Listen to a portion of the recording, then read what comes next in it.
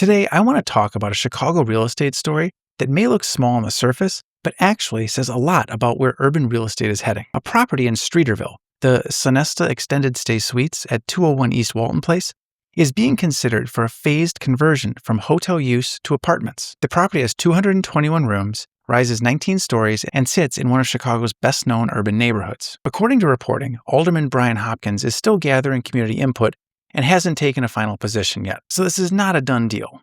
But even at this stage, it's worth paying attention to, and here's why. The first reason is simple. Real estate is always about highest and best use. That phrase gets overused, but this is a perfect example of it in motion. A building was designed and operated for one purpose.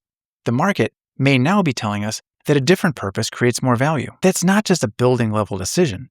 That's a market-level signal. When a hotel in a location like Streeterville gets looked at as a possible apartment play, it tells you a few things. It may suggest that hospitality performance is not strong enough to justify the current use. It may suggest that multifamily demand is comparatively stronger. It may also suggest that the barriers to new construction make conversion a more attractive path than building from the ground up. And that matters because one of the big real estate stories across the country right now is friction in development. Costs are high, financing is harder, timelines are less predictable. In that environment, developers and investors start looking harder at existing assets that can be repurposed. That is where adaptive reuse moves from being a niche concept into a practical strategy. Now, in Chicago specifically, this story matters even more because Streeterville is a high-visibility neighborhood. This is not some obscure pocket where almost any use would be considered an improvement. This is a neighborhood people already associate with value, density, walkability, and downtown living. So when a property in this kind of location is being reevaluated, the conversation carries more weight. It also opens up a more useful question for real estate professionals. What kinds of buildings are most vulnerable to the change in use? For brokers, this matters because it shapes how you advise clients and how you interpret local inventory. For investors, it matters because it changes what you look for in acquisition criteria. For developers, it matters because repositioning can sometimes create opportunity where ground-up development no longer pencils the same way. And for anyone following housing policy, it raises another issue. Cities need more housing, but not every market can solve that problem with new towers and major ground-up projects. Sometimes the answer is not starting over.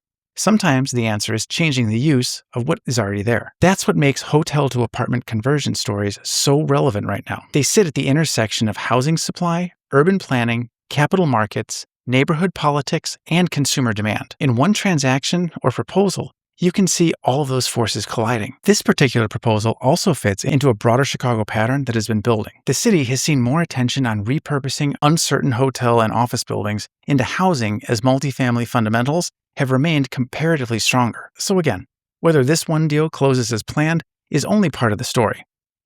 The bigger point is that the logic behind these deals is becoming easier to understand. Another thing I find interesting here is the timing. We are in a real estate environment where many people are still waiting for some dramatic shift to restart momentum.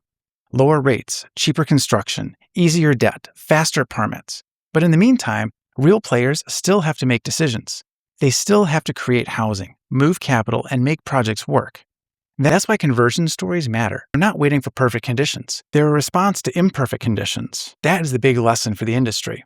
A lot of opportunity does not come from ideal market conditions. It comes from seeing how to adapt when the market changes. This Streeterville story is also a reminder that location alone does not freeze a property into its current use forever. A great location helps. Of course it does. But the market still gets to ask whether the current format is the right format for that location at that point in time. And right now, in many urban markets, apartments are looking like the more durable story. That does not mean every hotel should become housing.